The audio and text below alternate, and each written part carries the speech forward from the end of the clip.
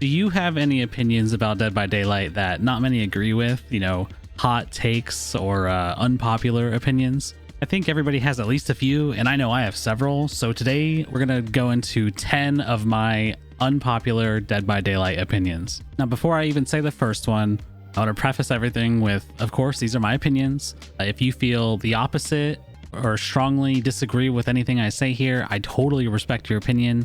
I think everyone's voices are valid. I think there's a lot of positive, productive discussion to be had as long as we approach it that way. All right, with all that being said, I want my first one to be a doozy. So number one, Pinhead isn't that bad to play against. Yeah, I get it. He's just like a solo queue destroyer of worlds. Like the toughest Pinhead games are always going to be the ones in solo queue. But that's true for any killer, honestly. I know in solo queue there's no communication like, hey, I'm going to stay on the gen because you're getting the box, things like that. Like a killer that I think is worse to play against in solo queue would be Twins. I mean, and I like Twins, but I think it's way harder to manage staying healthy and not getting 4-man slugged against Twins than it is to manage doing the box with your teammates. Push comes to shove, if you are worried about the box being done, just make yourself the designated box solver rather than taking your chances on somebody else doing the box. It's way better to waste a few extra seconds by 2 people going for the box on accident than it is for nobody to go for the box and chain hunt starts, because that's when things go downhill. Next time you're solo queuing and you see it's a Pinhead, just try to think about it a little bit more positively and see how your match goes. Unpopular opinion number 2, Nurse does not have the highest skill ceiling. When people discuss how much skill a killer takes to play, they usually talk about a killer's skill floor and a killer's skill ceiling. The floor being the minimum amount of skill you need to perform decently with the killer, and the skill ceiling being the amount of skill you need to perform as optimally as possible. Several years ago, when there weren't that many Nurse players, Nurse seemed like the hardest killer to play because nobody had invested the time to play her. Nowadays, a lot of people are good at Nurse, and I think we need to shift the mindset away from, oh my god, they're so good at Nurse, like that's the most difficult thing you can do. Because I think there's other killers that have way more mechanical skill that goes into their power. You could probably make a whole tier list on this, but just for the sake of this, a few killers that I think have way more mechanical input to master than Nurse are Blight, Billy, Huntress, killers like that. Nurse probably has one of the higher skill floors, but that's not the point I'm trying to make. One thing I will defend about Nurse is I think her skill ceiling is probably the highest it's ever been, just because of like old 7-blink Nurse, 5-blink Nurse, and crazy stuff like that. But I still stand by what I said. All right, moving on into opinion number 3. I think killers can crutch on their builds much more than survivors can. I have over 6,000 hours in Dead by Daylight, and I've split my time pretty equally between survivor and killer.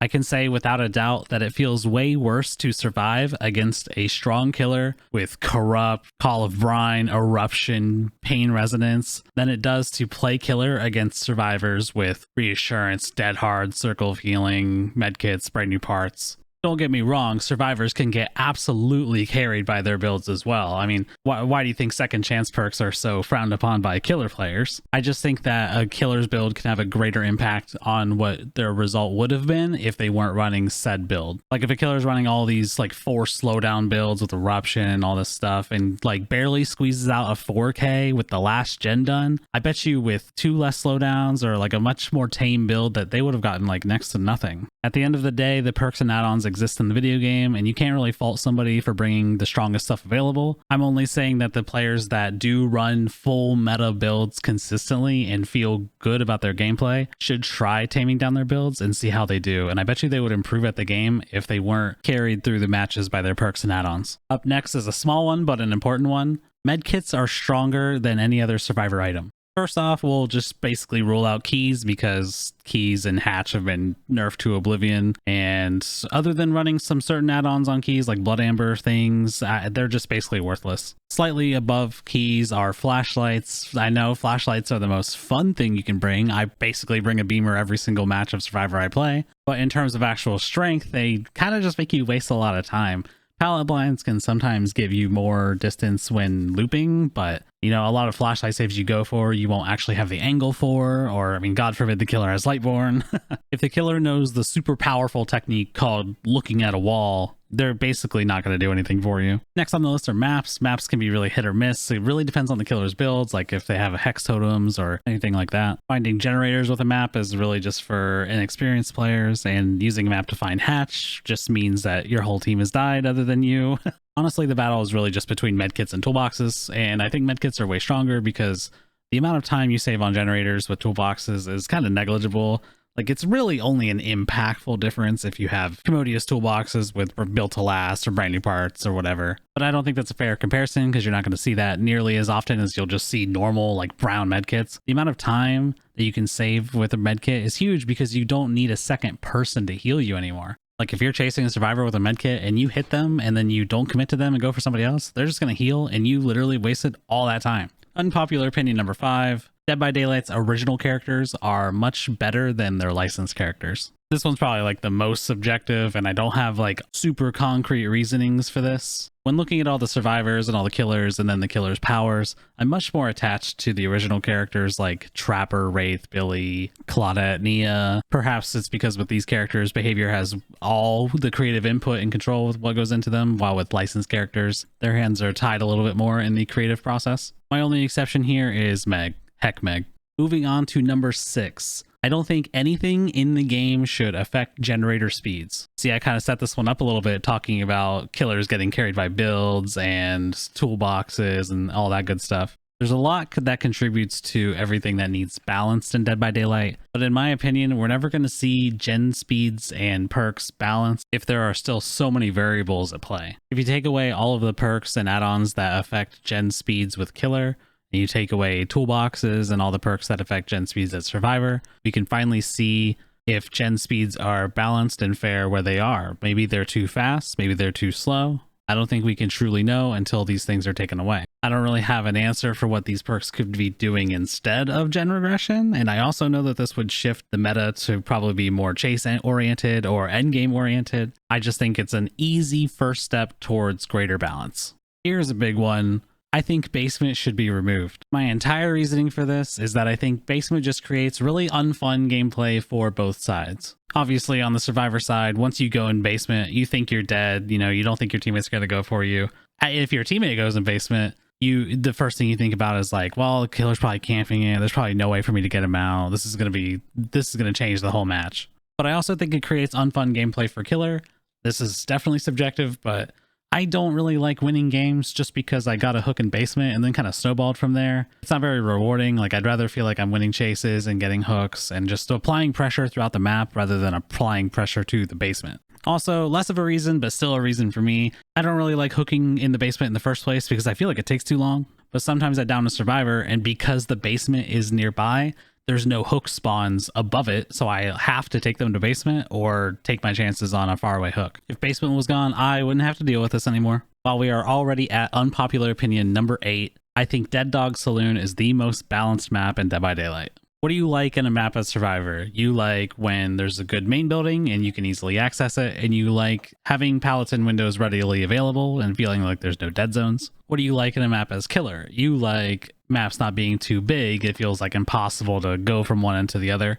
And you also like when gens aren't super far apart and it feels impossible to defend them. Dead Dawg was made with all of these things in mind for both killers and survivors. The main building's probably one of the strongest main buildings in the game, but only until the killer starts breaking all the doors. And once all the doors are gone, it's still safe, but not nearly as safe as it was. It has just the right amount of pallets, not too many, not too few. And the pallets range from not too safe to pretty safe, but there's no pallets that are super duper unsafe or god pallets other than Shack. It has plenty of opportunity for all kinds of exhaustion perks like balanced landing, lithe, etc. And it is also good for a lot of the weaker killers in the game, like Trapper can really shine on that map compared to others. Dead Dawg isn't even necessarily my favorite map, but I just think it's the most balanced one. My last two are probably on the more serious side, so number 9.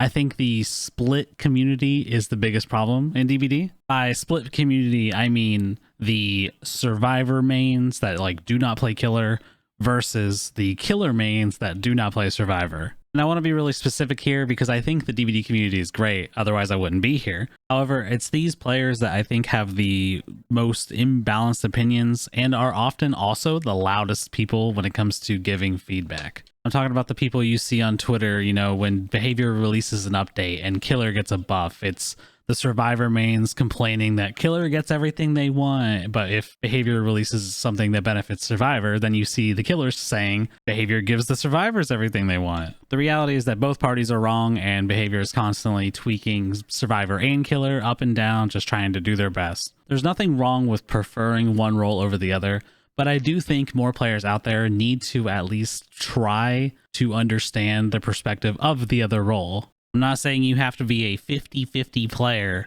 but if your time is spent 95% one role, 5% the other, it's likely that your opinion is going to be biased towards the role you main. These players that tend to be very loud and very hostile on social media and in forums about their opinions, my unpopular opinion is that these players are really the only downside to the DVD community. All right, lastly, my other serious one, and it kind of ties into the one I was just talking about, but I think the devs do a great job. I almost hate that this one is even an opinion at all, because the devs, these are people that work on the game, and anybody that's going into the office to work on something is going to try to do their best, right? They're not just working on the game for no reason. Why would they be working on this when they could be doing like literally anything else? Do the devs have all the resources they need to do their job well? Are there higher ups that are telling the devs that they need to do things a certain way? These are questions that we don't necessarily have the answers to. And so because we don't have the answers to those, I don't think that these should reflect the developers. I think the devs have really, really improved on their transparency. You see this in the frequency of their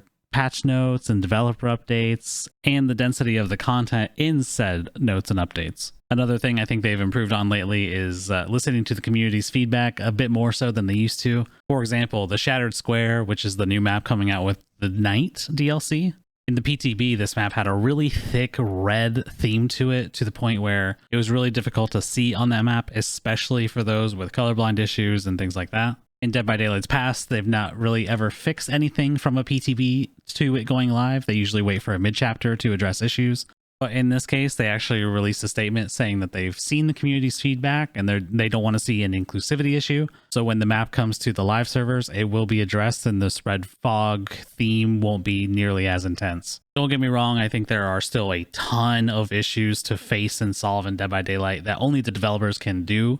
But I believe that these things will eventually become solved, and it's not always the developer's fault that things are getting solved in the way you see fit. But hey, they're called unpopular opinions for a reason, right? If you feel strongly against anything that I've said, I'd love to hear why, but please keep it civil and positive, or otherwise I won't be able to take you very seriously. I want to shout out Spooky, who did a 13 unpopular Dead by Daylight opinions video, which I watched and really enjoyed.